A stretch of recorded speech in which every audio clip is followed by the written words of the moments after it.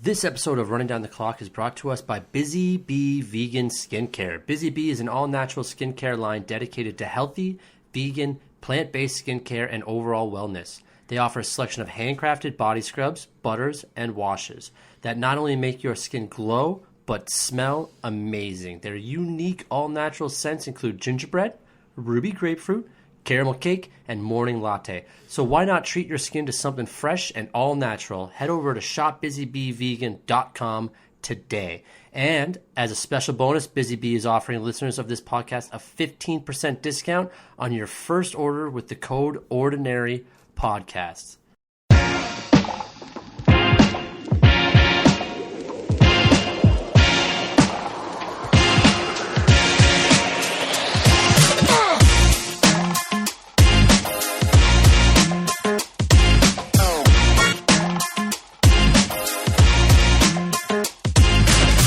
Welcome to Running Down the Clock, where we break down all of this week's big news, events, and controversies from the National Football League. Over the next 45 minutes, we will give you basic fan perspective and opinion on the most important stories and moments happening now. So, let's start the clock. Hello, everybody. Welcome back to Running Down the Clock. I am Tyler Walzak. I'm here with Poya Reisi, and we are talking AFC North today. We're going to be going through the Steelers, Ravens, Browns, and last year's Super Bowl runner-ups, the Bengals. Now, Puya, do you have a favorite in this division? I'll tell you what. I don't really have an allegiance. I kind of, jump between the teams in this. But one thing I do like about the Baltimore Ravens is that they're not named after a bird. They're named after a poem. They went a different route on that one. Okay, well, yeah, there was a misleading phrase because they are a bird. But you're right. They're not named after a bird. They're named after the poem. But they're the still bird a bird in the poem. Sure, but there's the bird in the poem, so they're still named after a bird. But it's a fictional bird. It's not a real bird. Well, the type of bird is real. The type of bird is real, but what the bird did in that poem does not embody what a real raven would do. Sure, but the team name is still named after a bird. That raven led a man to go crazy. But the name of the team is still named after a bird, just a bird from a book. Yeah, there's tons of bird teams in the NFL. All right, let's talk football. Okay. We don't need to do this anymore. Okay. All right, we got the Cleveland Browns, the Baltimore Ravens, bird, the Pittsburgh Steelers, and the team that I'm missing is the Cincinnati Bengals, the team that you brought up earlier that went to the Super Bowl last year. Let's start with Cleveland because there's the most dramatic offseason we had for a while. They went out and they traded for Deshaun Watson. I believe by now, if you're listening to a football podcast, you know what Deshaun Watson did. He has now been suspended. I think it's official for 11 games to start this season. I think everybody knew that this was going to happen. I think 11 games is not enough, but I don't think that we need to go into that too much. Does this affect their whole season? Their whole season was based on, their whole next 4 years are based around Deshaun Watson. Now he's going to go, 17 games last year, so 28 games in the NFL without playing. Do you think he'll even become what he was again? We've seen guys miss and hold out training camps for less and never come back and be good players. What makes anyone think that Deshaun Watson's going to be a good player after sitting out essentially 2 years? Yeah, that's a for sure. You can't get better from playing less.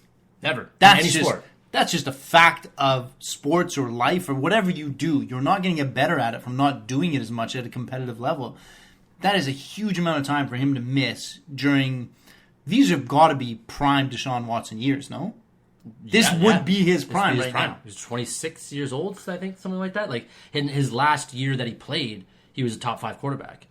Yeah. And now he hasn't played since. Like I don't know why anyone would think that he'd come back to being a top 5 quarterback.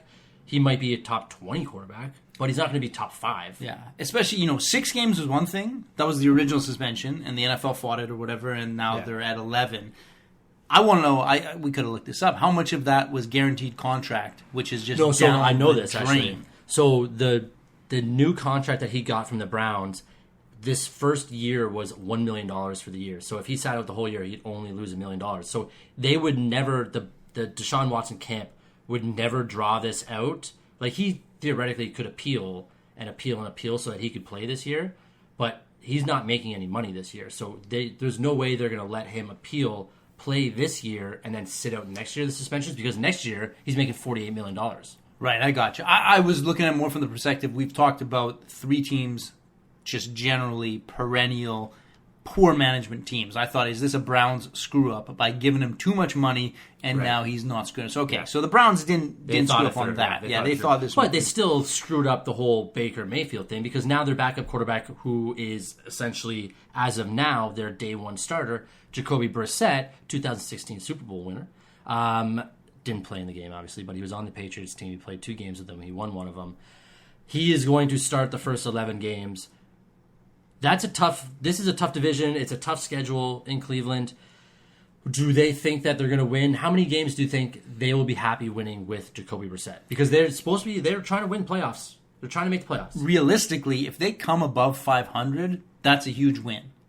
So yeah, you think? But that's 11 games. So let's say they win 6-5. That's a bit much. I'm thinking 5-6. If they come 5-6, that's good. They should be happy with 5-6, right? Yeah, because realistically, it's 3 and whatever. And then how many more games can Deshaun Watson win them? Well, that's what I mean. Let's say he wins 4 more games. Hasn't played football in so 2 they years. walk away with 10 wins. Is 10 wins enough to win that division?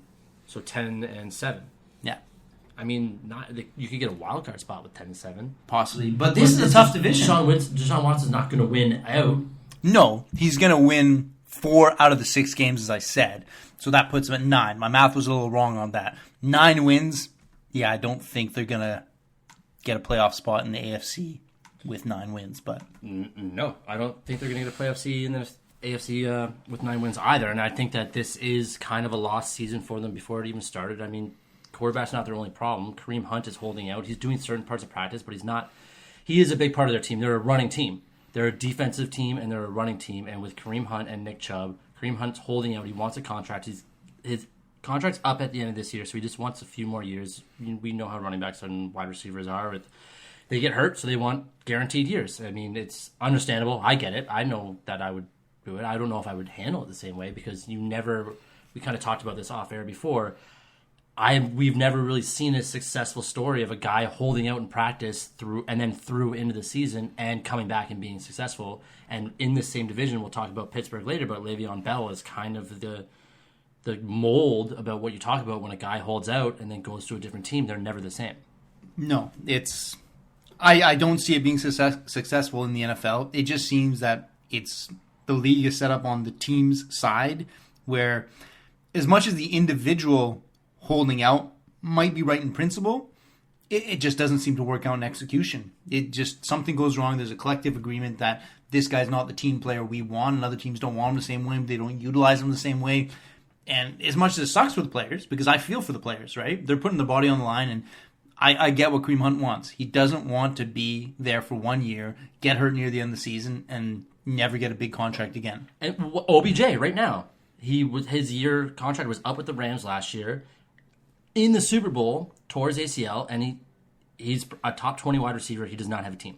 No. His situation, I get. His was kind of the quick out of Cleveland, because he could have stayed in Cleveland to get paid. The comparison is in the situation, but I know what you're not saying. The same, but the injury problem is what I'm kind of alluding to, is that he hurt himself in the last game and now he doesn't have a team, which is why Kareem Hunt is holding out, is that he just wants to be able to go out there and play without worrying about getting hurt, because that's how you have to play in the NFL. You can't worry about getting hurt. For sure. Yeah, but now he's in a situation where he has to think about that, or else the next 3 years of his life are in jeopardy. And I mean, saying that about a millionaire is something, but it's a true thing. For sure. And then also with the Cleveland Browns, it's like, okay, we got past the running backs who are very good. Wide receivers. Last year it was OBJ and Jarvis Landry, and now it is completely changed. It's Amari Cooper, Donovan Peoples-Jones. Better or worse? Neutral? What do you think? On paper, it's worse. I agree. But it wasn't working out. They had a stacked team in Cleveland when OBJ went there. They had a great defense. They had good offense. The quarterback was the little bit of a questionable part, but they thought they could overcome that with all the running backs that they picked up, the wide receivers that they picked up. But it didn't work out. So at the end of the day, when you have all this talent, but it's not clicking, it doesn't matter. Change it. Yeah, go for guys who are less attractive on paper, but it might work out better on the field. Yeah. That was just the fact of the matter. It wasn't working out with the guys they had. So I don't think it's going to work out this year, strictly because of what we've discussed with the whole Deshaun Watson thing. This year, you can't really blame them if it's a write-off, right? You're going to do the best you can, but it kind of sucks for some of the guys on the other side of the ball, like the defensive guys, the Myles Garretts, that, you're just losing. Great point. You're losing years of these guys' careers by not having the right people in place, right? And also being, like, if you were a Browns fan and you're like, okay, we actually kind of we're moving up. We see kind of where the team is going, what they're trying to build to, and now it's kind of crushed for this whole entire season. It's one of those things where that defense is great, and they are now wasting a year of that defense. The defense is good enough to maybe win them one of these next 11 games, but it's not going to, like, they can only do so much. You still have to put points on the board, and I don't know if Jacoby Brissett, Amari Cooper, Donovan Peoples-Jones, and Nick Chubb are going to do that. Nick Chubb is a very good running back. Kareem Hunt is a very good running back, but I don't see those guys. I honestly think that Landry OBJ was better than Amari Cooper and Donovan Peoples-Jones, as you said. I agree with that. Is who Amari Cooper, Landry Jones, OBJ, who's the best wide receiver out of those three? Again, on paper, I'm giving OBJ just because it's Slate too, right? He's got the number one highlight reel as a receiver in NFL history. One of the best catches of all time, right? Of all time. Yep. He's got a Super Bowl, which, as much as he wasn't there that much, for when he was there, he contributed to that team. He was the MVP. He didn't sit on the sidelines to earn a Super Bowl. He did, for the short period he was on that team, he contributed in every game he was in. We could say that we talked about Jacoby Brissett having a Super Bowl. OBJ contributed more to his Super Bowl than Jacoby Brissett did to his. Played 2 games, but he did his role. He was the back. He was the third string. All you can ask is do your role. And any team and any job and anything that you do in life. I'm going to throw a hot take out there with Jacoby Brissett. How many third stringers can you name that when they got the call, they lived up to the duty and got them through to where you want to go? Because that year, that was what, 2016, 2017? What was it?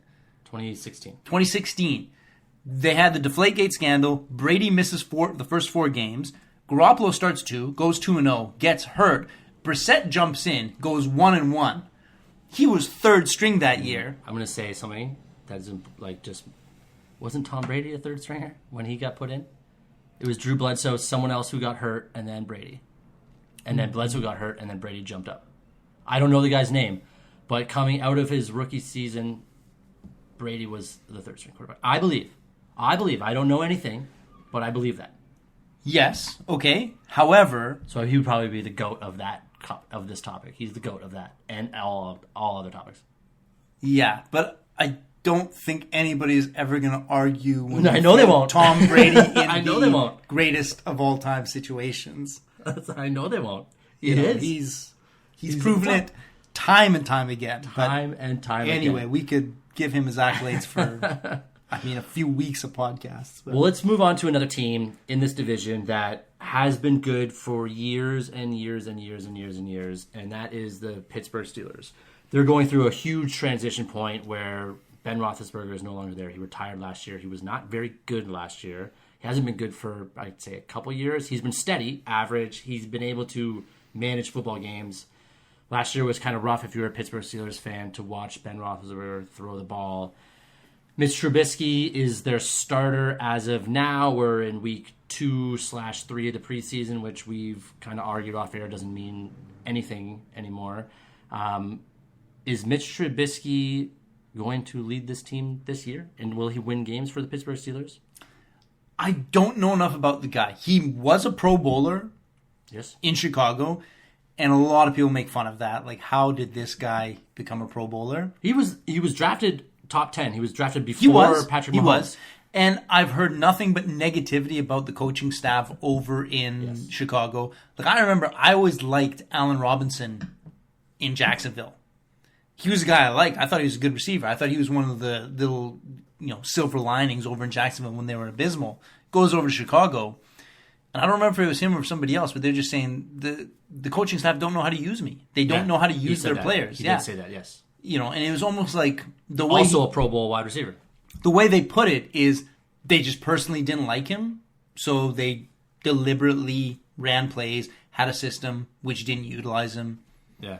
And that team has been kind of terrible, right? So Mitch left, didn't leave. He got forced out of Chicago. He went to Buffalo, sat on the bench behind Josh Allen, which is expected. You're not going to take over his spot. But the offensive coordinator they had, and Dabo that we talked about last week with the Giants, do you think he put enough of that leadership, that training, that education into Mitch Trubisky to turn him around into something that he could take that opportunity, take that chance? This is his second opportunity. He went to Buffalo knowing he was going to be the backup quarterback, looking for a spot to learn, looking for a spot to maybe wait for an injury, hold off for another starting position.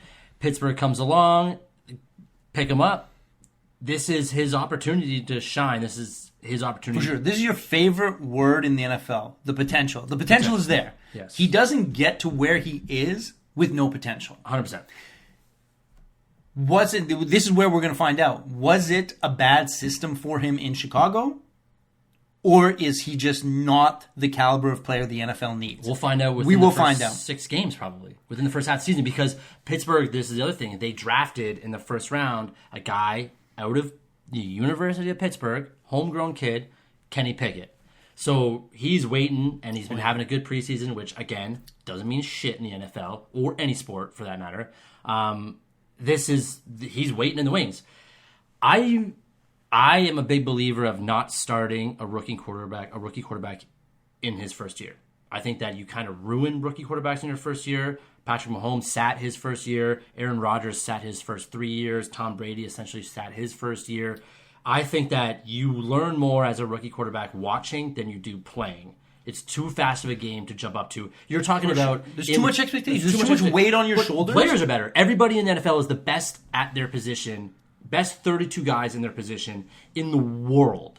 Not like in college, there's 100 teams, 300 teams. So guys jump up, and they expect these rookies to be as good in the NFL. It's not possible at the quarterback position. For sure. So would they just, even if Kenny Pickett is a better player for the Pittsburgh Steelers within 6 or 7 games, would you just sit him all year, let Trubisky take the hits, let him take the bumps, put Kenny Pickett in next year after he's learned something? There's a fact in life which a lot of people overlook.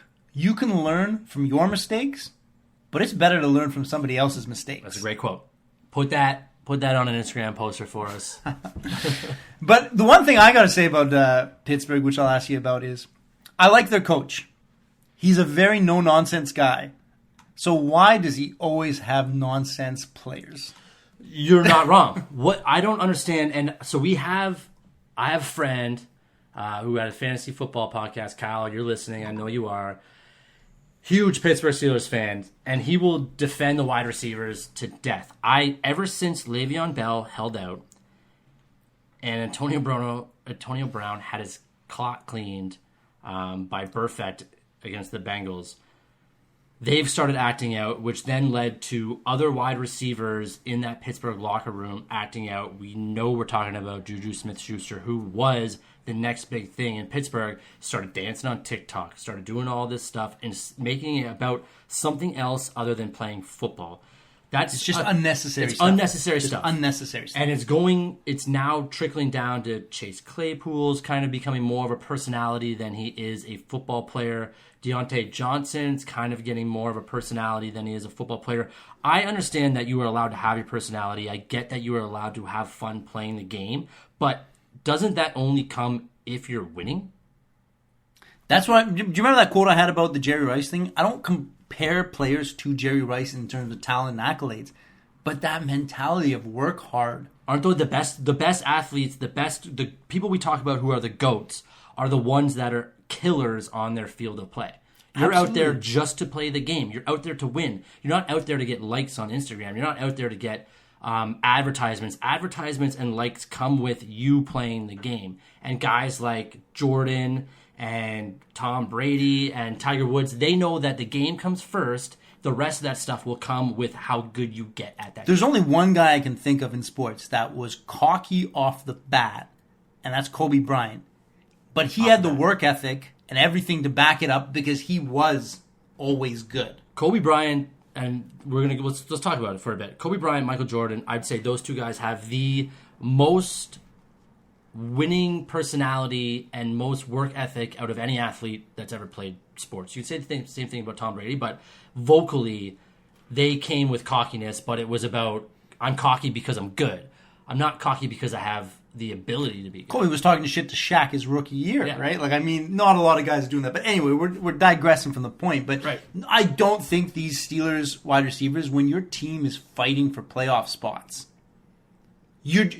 I'm not saying you shouldn't do what you're doing. You're doing it at the wrong time. It's not the mentality; it's the execution. You're drawing the attention negatively. Like, what was that thing with Juju against the Bengals?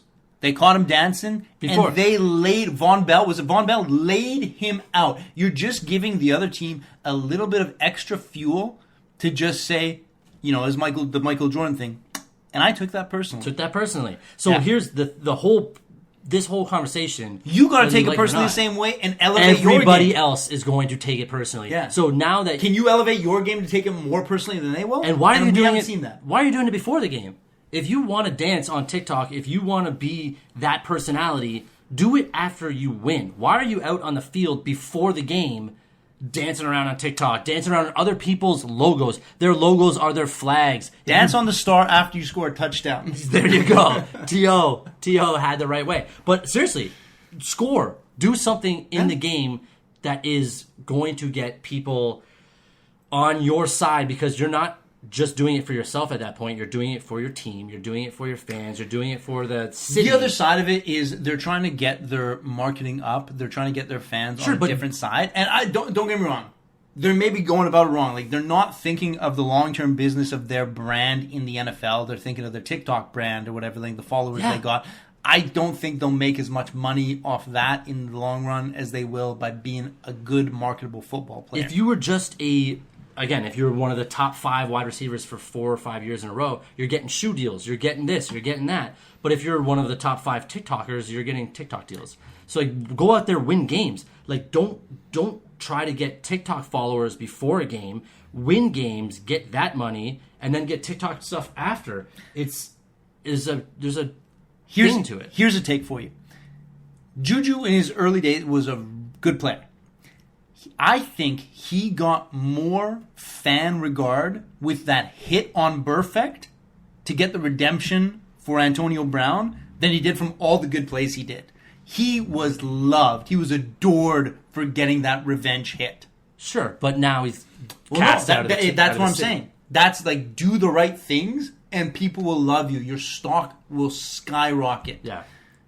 That was before the TikTok days. That was before. I don't know if TikTok was around when he did that. It's something about the wide receivers in Pittsburgh, and I don't want to, like Mike Tomlin is a very player friendly coach, which I don't want to fall him for that. He's one of the longest running coaches. He's won a Super Bowl. He's a great coach. I would love to have him as a coach of my team. He could arguably be one of the better coaches in this division and the league. But let's just hope that George Pickens, their first-round wide receiver, who looks awesome coming out of training camp. Did you see him throw that defensive back down at the line of scrimmage in practice the other day? Oh, my God. He walks up 2 yards and just grabs him, picks him up, and just tosses him down. It's amazing. He's doing toe taps in the end zones. George Pickens could be a player for the Pittsburgh Steelers. Let's talk defense first, because when you talk defense... Just before, one thing you mentioned. Go for it. The coaching in this division. Yes. As much as I like Tomlin, Harbaugh's not a bad coach. Harbaugh's a great coach. He's been there not as long as Tomlin, but he's one of the longer running coaches in this league. Yes. Yeah. Yes. And then we got Kevin Stefanski for the Browns, who's the new one. He's in a world of hurt right now. He's in a world of hurt. I would not want his job. Who was the guy before him? Like, they canned him. I can't remember. Kitchens?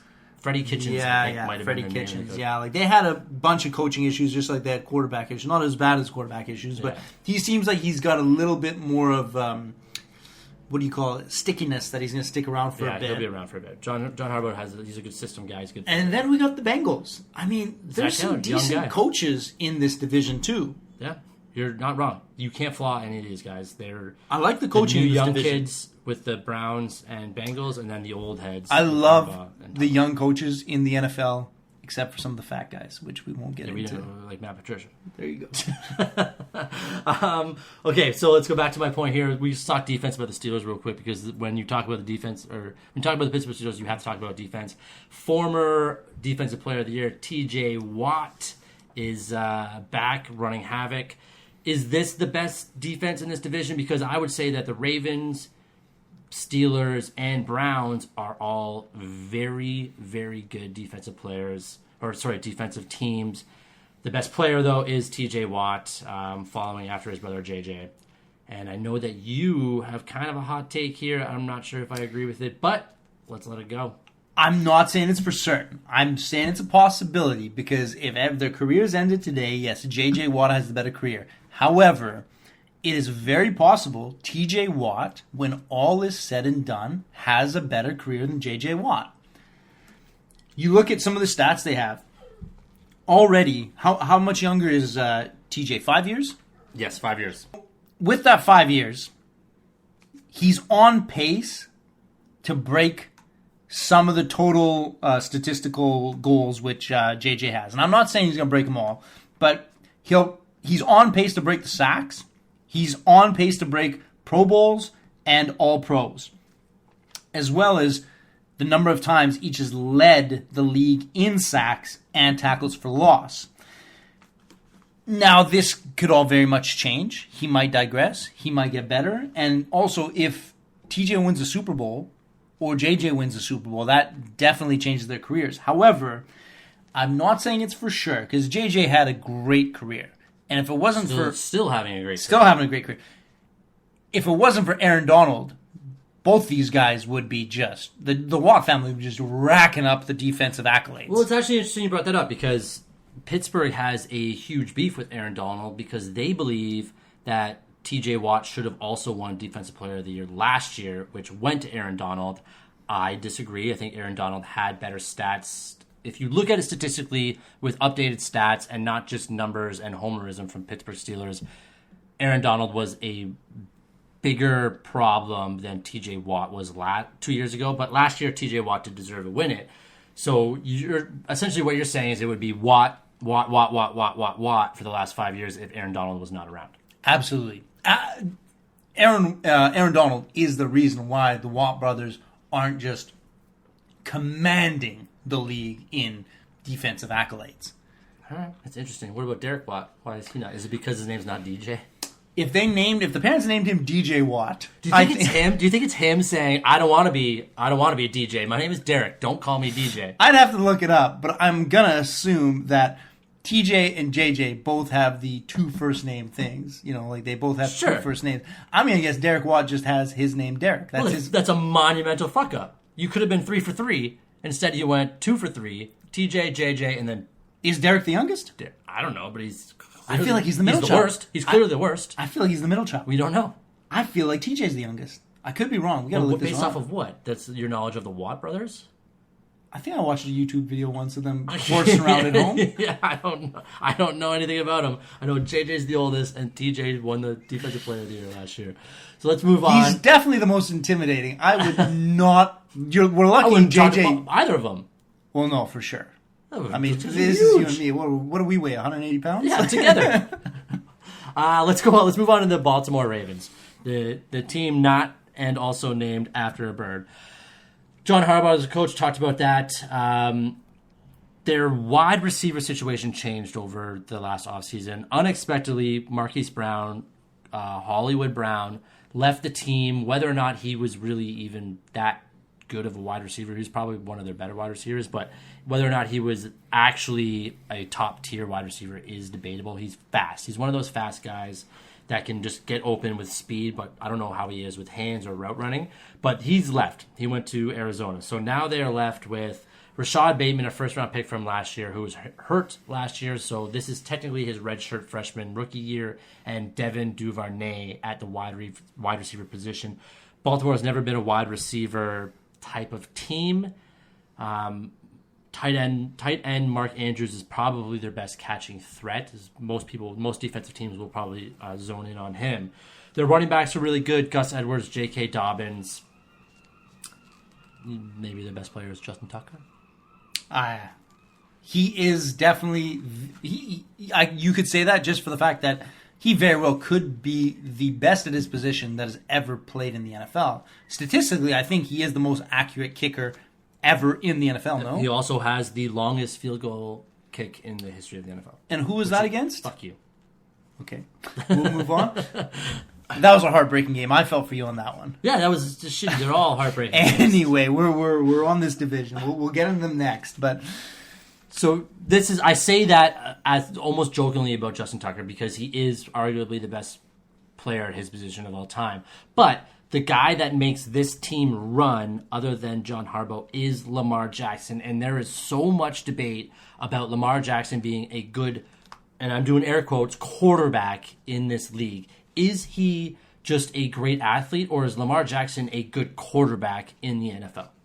Personally, I think, and I hate to keep going to basketball references. No, that's okay. You and I, we're both basketball fans. We're basketball fans. When Russell Westbrook was in his prime, I don't think Russell Westbrook was the best basketball player. I don't think he had the best basketball IQ. I thought he was just so tremendous of an athlete that any shortcomings he could overcome with his athletic ability. And I think Lamar Jackson, this is not to take away from him, because being that athletic is a skill in itself. Like, this is not to bash on the guy. But that I think Lamar Jackson the same way. He's so athletic that he overcomes some of the things that they might, criticize him for, that he makes up for. And as long as he can make up for that, they're going to be okay. The problem is, for the longevity of his career, you can't be as elusive of a player as he is. Why not? For the duration of his career. But he hasn't had injury problems yet. That's not what I'm saying. I just don't see a 36-year-old player as elusive as he is. He's like a video game player, like stops on a dime and keeps going. Your body just can't. He's not 36 though. He's like 26. That's what I'm saying. 27. If you want to, I'm sure he doesn't want to stop playing in 3 years. He probably, like, people look at Tom Brady's and Aaron Rodgers and Matt Ryan's. Like, these guys are in their late 30s playing. 40 for Tom Brady. He probably doesn't want to just stop in a few years. So you think he has to turn more into, which everyone is saying, is that he has to be more of a pocket passer than he does who he is. He doesn't need to be currently, because he still possesses that athletic ability. He just needs to have the ability to do that when that time comes. If he doesn't develop his throwing game for his future, that will cut his career shorter. Because right now, you're not touching the guy. The guy is elusive. He reminds me of kind of the Barry Sanders, where you're not touching him. You're not touching him. He moves sideways, forward, backwards as such. It's like the control pad on a joystick. Yeah. He goes in any direction he wants to. He has that ability, and while he has it, utilize it. Why would you? I've said this before. Don't take away a player's strength. When you're good at something, utilize that until you're not. However, just moving forward for the future, he's got, if he wants to think about being a long-term quarterback, you don't see quarterbacks over the age of 30 making those kind of running plays. They realize the pocket. They get the ball out. That was pretty good at making those types of plays, but he also had a bigger body to take the hit, or I don't know. You know what size his body is compared to Lamar Jackson's? We're talking body. We're talking mass alone. There's no way you know that information. So would you pull up the weights? Would you pull up the heights and weights and figure out the BMI? Would you like to have Lamar Jackson as your quarterback on your team? What are my options? Your options are Lamar Jackson. Do I take Deshaun Watson or Lamar Jackson? I'm taking Lamar Jackson. In that comparison, 1,000%. A guy who's played every year, who's got an MVP under his belt, who's done everything well. He doesn't seem like he has any problems. I see no negatives about the guy, except for the critics saying he doesn't have the arm to throw the accuracy of some players. With his mentality as well. He has that Kobe Bryant mentality where it's just, I'm out there just to perform. Everything else will come. All that stuff outside of the league will come based on my performance. Now, I'm going to call a timeout right now. I'm calling a timeout. Play the fucking music thing. Let's do this. I have Lamar Jackson's stats from his first 49 games of his career and player A. And I'm just going to put these out there because I think this is kind of crazy. So, Lamar Jackson, record first 49 games, 37-12. 64% completion rate, 84 touchdowns, 31 interceptions, 2019 MVP. First 49 games. Mystery player, record 30-18-1, 59.3 completion compared to Lamar Jackson's 64, 49 touchdowns, 36 interceptions in his first 49 games. Could you guess that player? Jameis Winston? No. I don't know. Michael Vick. Okay. That, if you are comparing anyone to what Lamar Jackson is in this league, it is Michael Vick. And nobody can argue the impact that Michael Vick had on this league when he came in. He was electric. He won games. He was in the MVP voting twice within these first 49 games, within these first 4 years. He was in the MVP voting top 5 twice. Lamar Jackson actually won one. And he's got, 30 more touchdowns thrown with less interceptions. He has more rushing touchdowns than Michael Vick did, 21-18. It's unbelievable to me that when Michael Vick came out, everybody was talking about Michael Vick. He was on the cover of Madden. Lamar Jackson was also on the cover of Madden. But it wasn't this type of negative mentality around, well, Lamar Jackson has to change who he is to win games, when we've seen Lamar Jackson before. We've seen Michael Vick. He was electric in this league. He changed the game for these quarterbacks that are running around right now. Patrick Mahomes, I don't believe, exists without Michael Vick. Lamar Jackson does not exist without Michael Vick. And now we have a better Michael Vick out there, and everyone's telling him to become something else. Let me take my timeout. So 2 points to this. Number one, present athletes always have an advantage over past athletes. Right. Because they can learn from what they did. There is no way Lamar Jackson didn't watch Michael Vick footage and learn from some of the things he did. 100%. You build, I always believe athletes, and especially if you look at things like track and field, gymnastics, you look at them from the 1920s to today, and you see how much they've built off and improved. Athletes get better over time because they learn off of what they did in the years previous. So, of course, Lamar Jackson is going to learn from what Michael Vick did. Michael Vick was the first guy to do what he did then. That's why it had such the impact. It was the first time you saw it. Since you hadn't seen it yet. Yeah. Now, Lamar... Since, Randall, way back. Now you see Lamar Jackson has the same ability to do what he did. Now, Michael Vick wasn't as elusive. Michael Vick was just speed. He was just speed incarnated. Disagree. Fuck you. There is a play in fucking the Minnesota Vikings game, I forget what year it was, in overtime, when he literally ran, spun move, and 2 Vikings players collided into each other, and the entire stadium laughed about it. He was so elusive. He was, but what I'm trying to say is his elusiveness was going forward with speed that he could just see where he was going to end up 5 meters ahead. Yeah, he was 5 yards ahead of everybody. 5 yards ahead. He was ahead of everybody else in his mind. He had the game slowed down for him. I don't remember Michael Vick stopping and changing direction the same way that, and I could be wrong. I could always be wrong. I never need to be right. I just don't want to be wrong. The same way that Lamar Jackson does. Well, the thing that Lamar Jackson, I think he's a better passer than Michael Vick was, he's also right-handed, whereas Michael Vick is left-handed, which is a big thing we talked about last week. In the NFL. That's your beef. It's left-handed quarterbacks. The entire system is skewed towards right-handed quarterbacks. Yeah. It's tough to be a left-handed quarterback. Now, the second point I had in this timeout, which is running a little long, is that... Use another timeout. You've got 3 of them. The thing with Michael Vick is there was a lot of unfortunateness to his career. There was the jail stint. He didn't win a Super Bowl. It didn't work out as well as everybody thought it was. He turned into a villain pretty quickly. Exactly. So had he turned into a hero and he rode away on the white horse into the sunset with maybe 1 or 2 Super Bowl rings, maybe another MVP or something, people hear me out. As a villain. Hear me out. People wouldn't question Lamar Jackson as much. But for the fact that the Michael Vick thing, if you look at it like, the Michael Vick experiment, I'm not saying it's a Michael Vick experiment. It didn't actually translate into any Super Bowls. It didn't translate into him being one of the most prolific, successful quarterbacks statistically. Exciting to watch? Yes. One of my personal favorites on the football field? Yes. But it didn't always work out in the end. So that's why... He didn't win a lot of games. So that's why people can say, as much as you're compared to Michael Vick, the Michael Vick experiment, the Michael Vick style, it didn't win games. You know what did win games is the Tom Brady, the Peyton Manning, stand in the pocket, get rid of the ball early, and throw it to the right place, and that works better in the long run.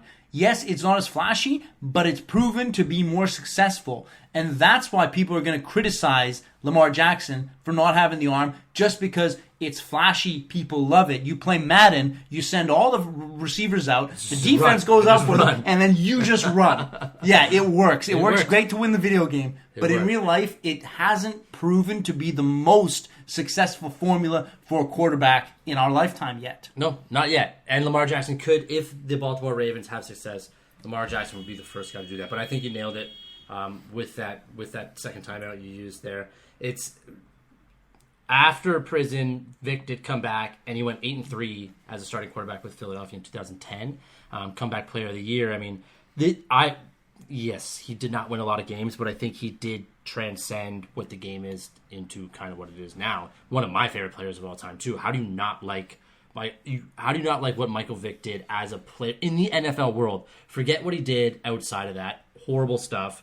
We all love dogs here, but what he did on the field was electric. Something that we've never seen as a fan, before. And this is a fan podcast. He was as exciting to watch as a player that I can think of. Yeah. It's to this day, you talk about Michael Vick and you go, dude, that guy was unbelievable. And Lamar Jackson does that stuff, you know? Yeah. Even when his team's not winning, he still puts up, 300 yards?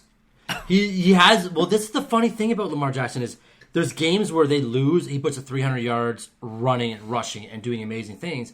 And then there's games where they win and he's like 150 yards just throwing with like 80 yards passing. And it's just kind of like this weird thing where his numbers are low, but they win games, and then all of a sudden his numbers are high, but they lose, and it's because there's no one else on this team to help him win games. Like, I don't think Marquise Brown was that good of a player. Correct me if I'm wrong, but I don't know why people because the first 5 games of Marquise Brown's career, he would sprint down the field to get wide open. Lamar would chuck it as far as he could, and they'd score a touchdown together. But there's not a wide receiver that is like in this division, like a Jamar Chase, where you can rely on him, and his running backs are always getting hurt. So we have not seen this Ravens team actually at full capacity in a couple years since his MVP season. That I don't know why people shit all over Lamar Jackson, because I think that potential is there. I think that if anyone has anything to prove, his entire life he's going to be doubted. This is the guy that I would put my money on in turning doubters into believers. Well, I can say this. Of everybody in his, all the 4 quarterbacks in his division, not even 4, backups, third strings, whatever, in his division, who's your favorite quarterback in that division right now? Lamar Jackson. 100%, without a doubt. Yeah. People can argue Deshaun Watson, but as of today, with everything standing... I don't know if anyone would argue Deshaun Watson. No, I'm saying before the incident. I'm saying just in terms of talent. As in terms of talent, yeah. Even before Deshaun Watson's horrific, awful things, Lamar Jackson's more of a favorite player. Yeah. So as much as people question him, people love to question him. There's people made a career off questioning LeBron James. Oh, yeah. Well, let's use this as a segue, though, because Lamar Jackson as our favorite quarterback. I do kind of like Joe Burrow. When we haven't talked about Cincinnati yet, dude, Joe Burrow has that. He's showing up like Joe Namath. He's got leather jackets on. He's slinging the ball around. He is a guy, and he took this team in his second year to the Super Bowl. Now, whether or not they can replicate that is going to be Cincinnati's problem, because there is a truth to that hangover curse that happens to teams that lose the Super Bowl. And is Cincinnati going to have a terrible year this year in this division? So call me 2 Point Poya, because I'm always coming through with 2 points. Such a setup for your own goddamn nickname. It's sickening. That is a bullshit fucking nickname. No one's going to call you that. I hope nobody calls me that. Continue with your point. We'll move past that. I had 2 that. points earlier. Why is Baltimore the favorite if Cincinnati went to the Super Bowl last year and they didn't really get any worse? And you don't see a lot of key points of Baltimore's receivers doing any well. Like, why is Baltimore any different other than not having the injuries? They're the favorite to win the division. I think that they're a better team. I think Lamar Jackson, me personally, I think Lamar Jackson is that guy. I think he is a guy. Now, I also think that Joe Burrow is a guy, but it's hard to play those extra 4 games a year and then come back and have the same, because everyone now is out to get the guys that went to the Super Bowl. So and especially in this division, this is kind of like the NFC North is called the black and blue division. The AFC North is the AFC version of that, essentially. These guys just beat up on each other for 6 games out of the year. It's tough to replicate that success when everyone knows what you did last year, and they didn't have Lamar Jackson for the entire year last year. Fair enough. And you know what? You're right about that. I think the rivalries, perhaps in the AFC North, might be the best rivalries in the NFL. They hate each other. They do. Now, you did bring up a good point, which I almost want to recant something that I said. There's only a few quarterbacks in the NFL with the game on the line that I would trust with the ball. And from what I've seen so far, I think I have to put Joe Burrow ahead of Lamar Jackson in a team football scenario with the game on the line to make one play to win it.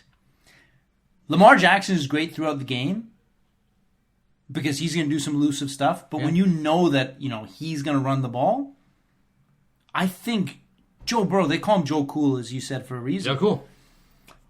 I think by the end, his career, currently, he's there with Josh Allen, Pat Mahomes, Tom Brady, Aaron Rodgers, these guys that you kind of trust with the ball to make a quarterback play. Yeah. Lamar Jackson, you don't trust him to make a quarterback play. You just trust him to be Lamar Jackson, make a play, do what he does. Any play. And you don't know what he's going to do because it's an audible on his part, right? He's going to just see what's there and he's going to make his run. Yeah.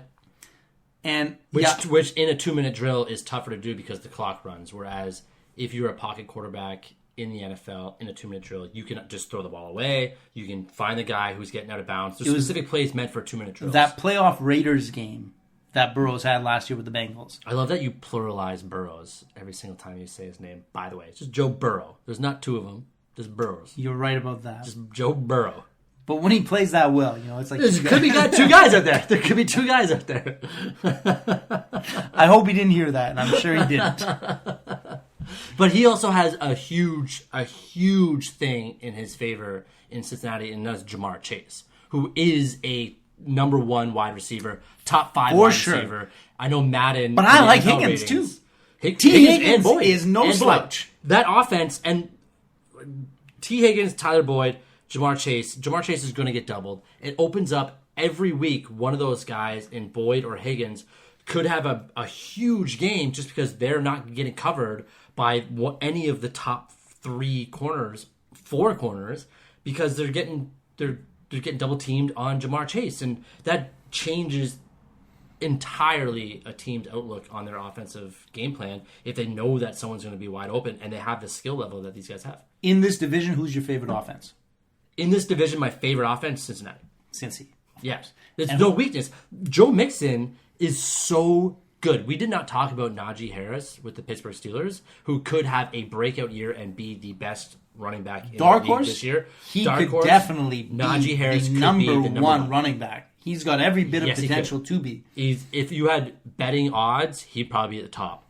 Joe Mixon is another guy that could be at the top. He's been in the league longer, but he hasn't really had that breakout season where he is the guy. They could lean on him to open up the passing game this year, and that offense is so electric. So electric. It's one of the better offenses in the league, which is why they could make it back to the Super Bowl, but there's that curse. The other thing is just watching that underdog team, a team that, they've never won the Super Bowl. They were not a favorite at all to win it last year. No. They pulled some games out of their hats. Yep. And it's just so much more fun to watch those kind of teams win and be successful. It's almost like you don't expect them to make the play. Well, then when they do, you're more in shock and awe. Yeah, how do you root against a Cincinnati Bengals team that makes it to the Super Bowl? They're not. The Cincinnati Bengals are never supposed to make it to the Super Bowl. They're just a tier above the Lions, Jets, and Browns in terms of ineffectiveness as a franchise. And here they go. They made it, and I was rooting for them last year. It was a tough Super Bowl because Matty Stafford with the Rams was he's my guy. And then you have the Bengals, which is the ultimate underdog team, making the Super Bowl. And you have personalities like Joe Burrow, Jamar Chase, getting there. We haven't even talked about their kicker yet, who is probably the biggest personality on their team, and Evan McPherson. That guy's got swagger. He's got the swagger. Moxie through the roof. I think, was it the conference championship game where right before he was about to win the game with a game-winning field goal, he said to another player that got caught on the sidelines, being like, "Man, I can't believe I'm about to win the AFC championship with my field goal here." Like something along those lines. That's not a direct quote, but in one of those games, he called it. He said, "I can't believe we're going to the AFC conference, or I can't believe we're going to the Super Bowl," based off a kick that he had to make to get there. But I love that because that's a guy. You compare to many tradesmen. You know what you're capable of. Yeah. You know what you can do, and you know what you can't do. And he looked at. He knew what he could do. And in that position as a kicker in the NFL, you have to have confidence. If you doubt yourself at all, 100%. that's the minute everything goes down. I played the yips. There is a yips factor in sports, and kicker in the NFL is probably one of the highest yips factors out there. I play soccer and hockey myself, and whenever it comes to a shootout, the guy I want taking the shootout shot is the one who has the most confidence. I don't care if you're the best player on the team or the worst player on the team. If you don't have the confidence, and that's where it comes with the kicker in football. That's your shootout. Yeah. That's the equivalent. If you don't have the confidence, you're probably not going to make it. Well, it begs the question as to why they put Charlie Conway and the Mighty Ducks in there for that last penalty. He had no fucking confidence. And I think this is our second week in a row we had a Mighty Ducks reference. Yeah, but you know what? He had a great life quote of perspective, right? Half inch the other way, you would miss completely. So do you think that the Cincinnati Bengals can get back to the Super Bowl this year? I didn't think they'd make it last year, and I don't think they can this year, but I love a team like that just proves all the haters wrong. Like, that's why they're so exciting. So, no, personally, they are not my pick in the AFC. I thought it was a little bit of a fluke, and a little bit. Those teams get there. Not that much. Not just, beyond all the odds. They, like you said, they have everything except I don't think their defense is on par with some of the other defenses in the league. Well, I don't think their defense is... I think they have the worst defense in this division. There you go. In this division, yeah. For sure. Which is a problem. It is. And defense wins Super Bowls. Defense wins Super Bowls. I mean, in the Super Bowl last year, you could have given the Super Bowl MVP to either Aaron Donald or Cooper Kupp. Could have gone either way. Yeah. They gave it to Cooper Kupp. I could have seen Aaron Donald get it too, Yeah. So who wins this division then? Because I know that before we came on air here, you thought that the Ravens might be the worst team in the division, and I feel like you've changed that perspective. I haven't changed that. I'm going to say, I find it shocking that as good as the Ravens are, this division I think is so tight, so fearsome. There's such a rivalry between everybody. It's a good division. This is the one division in the NFL that I think is the most up for grabs. I couldn't tell you who's going to win. If the Browns had Watson for the whole year, he was in training camp, everything was going fine, I think it would be a lot of parity in this division. Obviously, with their issues, I'm putting the Browns last. First, I think I'm going to have to repeat with the Bengals, putting the Ravens second, Steelers third. I think Ravens first. I think Lamar Jackson puts it together. I think he has a healthy season. I think that this team John Harbaugh has created is going to get enough wins to just be above the Bengals because, I mean, you're right. Their offense is electric, but I don't know about their defense. I think Pittsburgh and Cleveland are both in trouble this year. And only because I don't know anything about Mitch Trubisky's future success. I know he was garbage before because I've watched him in the NFC North. But I think he could have a bounce-back year, and they could always just go to Kenny Pickett and try to salvage their season. But I don't like that Pittsburgh team as a mold on offense. Cincinnati has the best offense. I think Baltimore has the best overall team. I'm going to give the division to Baltimore. I think Cincinnati makes the playoffs probably as a wild card team. Going through all those divisions, we might have chosen 9 or 10 teams to make the playoffs. I don't know. But I think Cincinnati has that opportunity to do it. I think Baltimore wins that division. Cleveland's last. I think it's just a kind of a season that they just throw away, save money. And with that, we are going to leave you with our AFC North preview. Thank you for listening. We will see you next time on Running Down the Clock.